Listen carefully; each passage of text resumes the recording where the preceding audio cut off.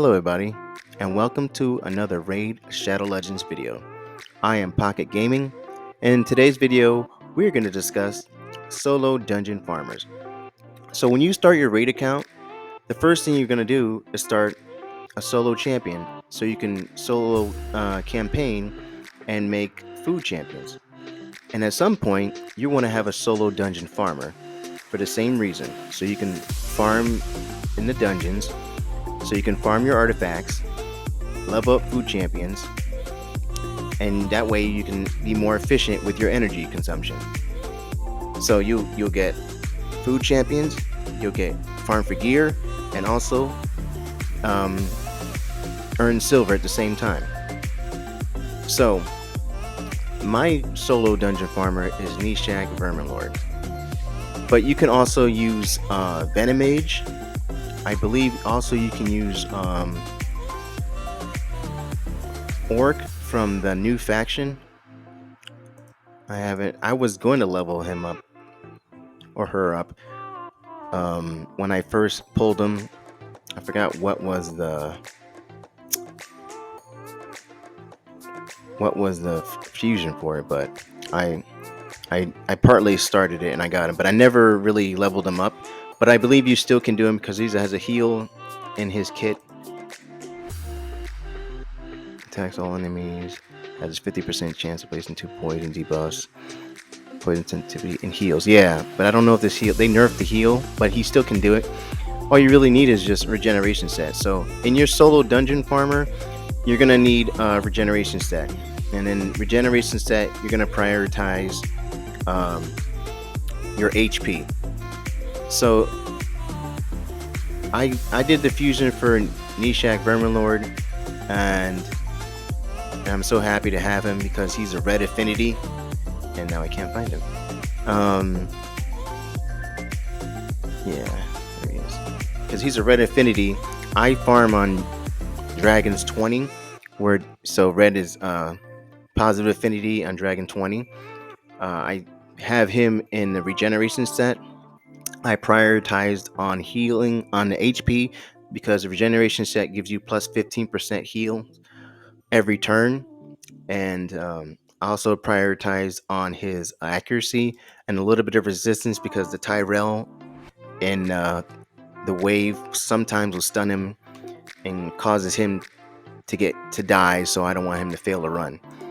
So I have 58,000 HP, 2,200 attack, close to 3,000 defense, 203 speed. You're not really concerned about crit rate or crit damage. All your damage is going to be done from the poisons and the bombs. If you weren't aware, bombs scale off your attack damage, but we're not worried about that for solo dungeon farming. And I did 220 resistance and 263 for the accuracy. That's all you really need. Is like, I believe 225 for dungeon 20. I'm not sure, but I know it's like 220 something. And for his masteries, I prioritize on accuracy. I did a little bit of damage here, but I took pinpoint accuracy,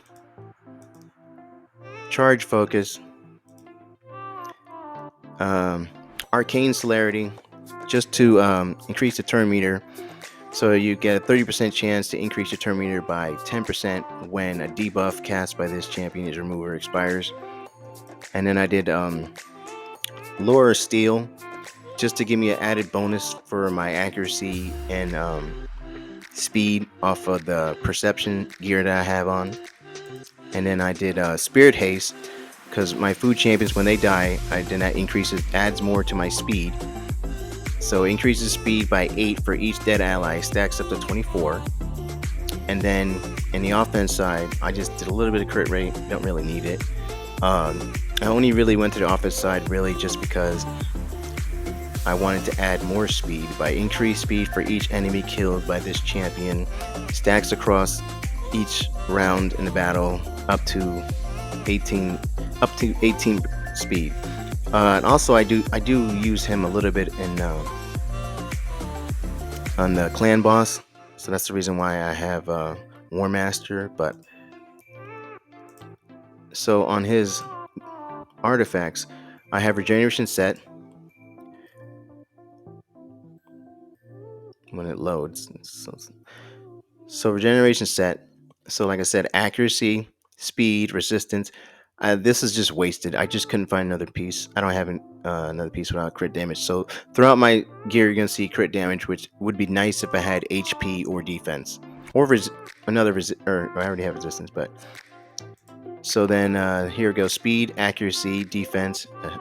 I wish that was HP. Crit, but I don't know if I had found another good piece. I would prefer it to be speed. I wish that was a percentage, but it all works out. HP percent gloves, speed, accuracy, defense percent chest plate. So speed again, accuracy. These two are just wasted. HP percent boots. So I still got plenty of speed throughout my gear to make up for it. So everything I want right here: HP, defense, resistance, speed.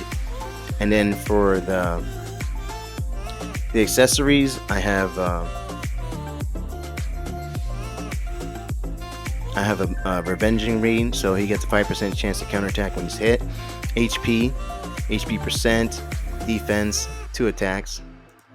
And then for the amulet, I have HP, accuracy, defense, resistance. And then the banner is going to be resistance, because I wanted to buff that up a little bit more. And a triple speed roll, so I was happy with that one. So let's get into the run.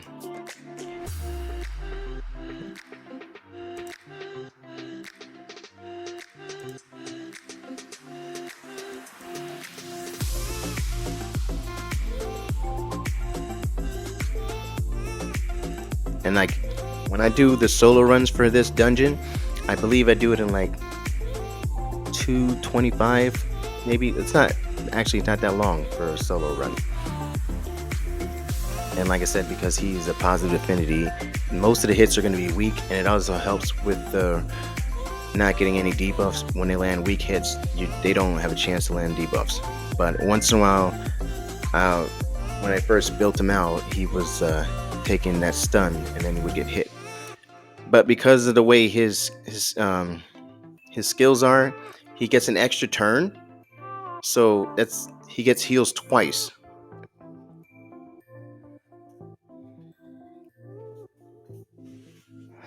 And he puts out a lot of poisons.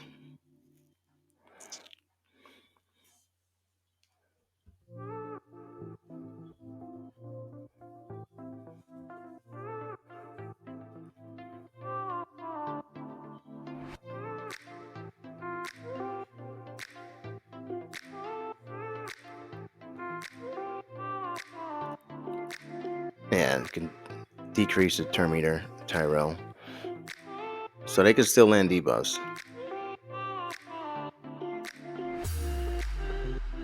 There's only 47 seconds for the first wave.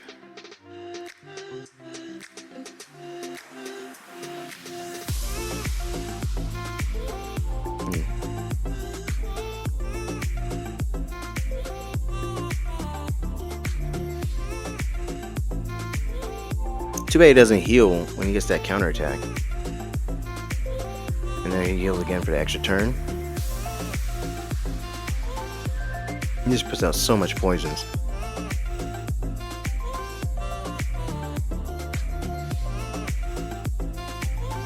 Actually, until I buffed up his resistance, I was pairing him with somebody else because he wasn't quite completing the run. So I think I had to use some glyphs just to buff it up a little bit on the HP and on the resistance.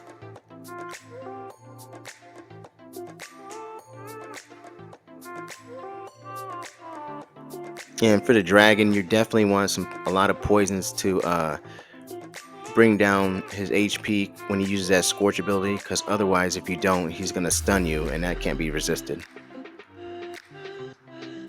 And there's the Scorch ability.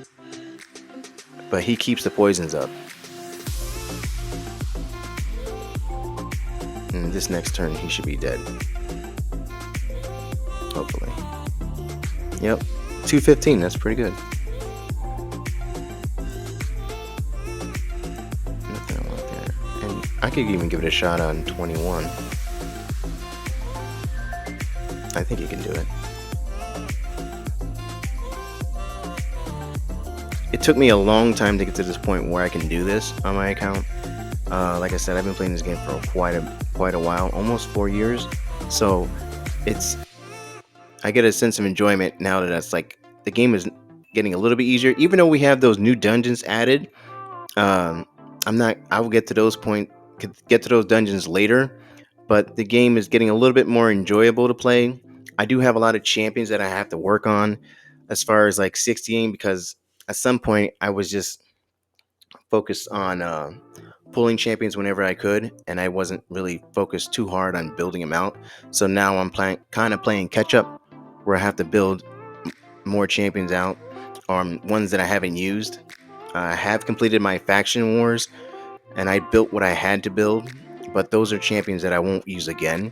I only use them just for faction war, and that's it, not anywhere in the game.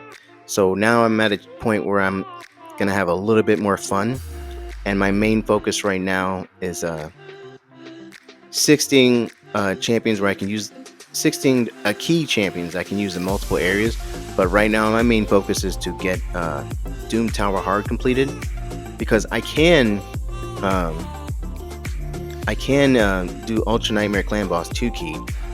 But so that's how I get my most of my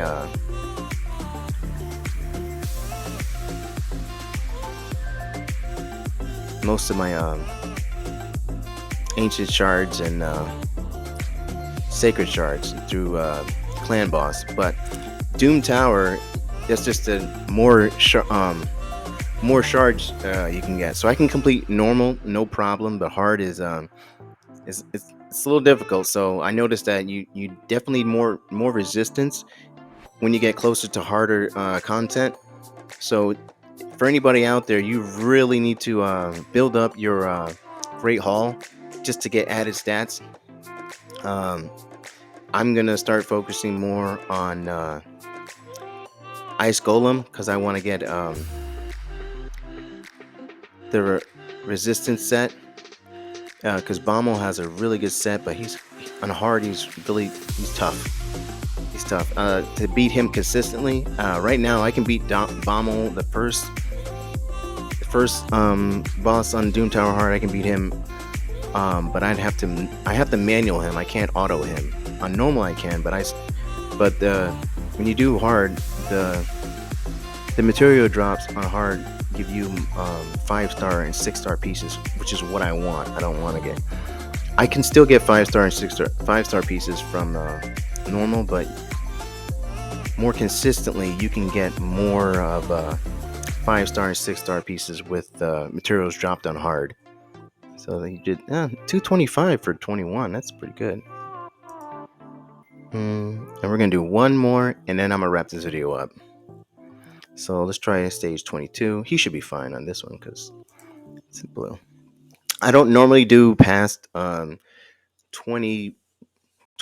but that's a pretty good time. I know it's a little bit more energy consumption, but I'm gonna have to look up like the drop rates and chances to see it's even better. But right now I'm content with doing just 20.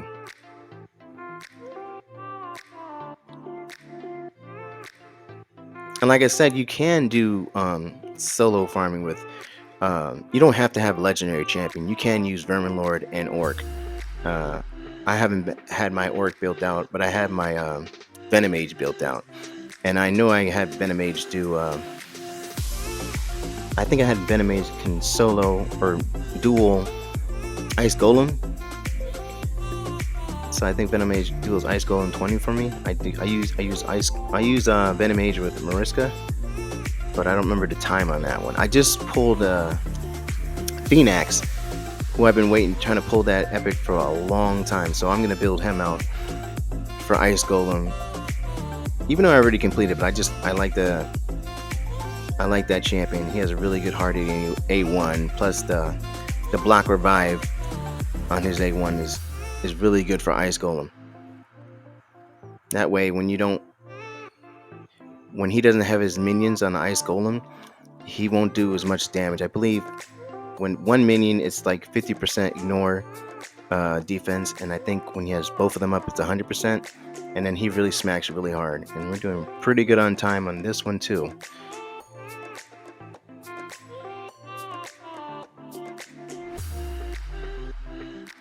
Mm-hmm.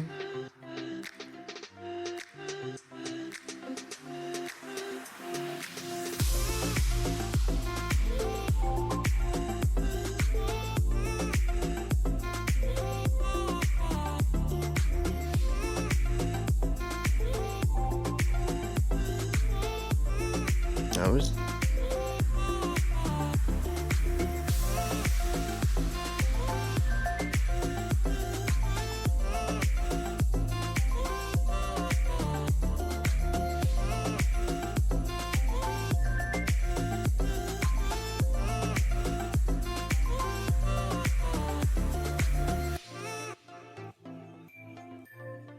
$219 for stage 22. That's pretty good. I like that. Well, that should wrap it up for the video. I appreciate you guys for tuning in and watching. Please like, share, and subscribe, and I'll see you next video. You guys have a good one.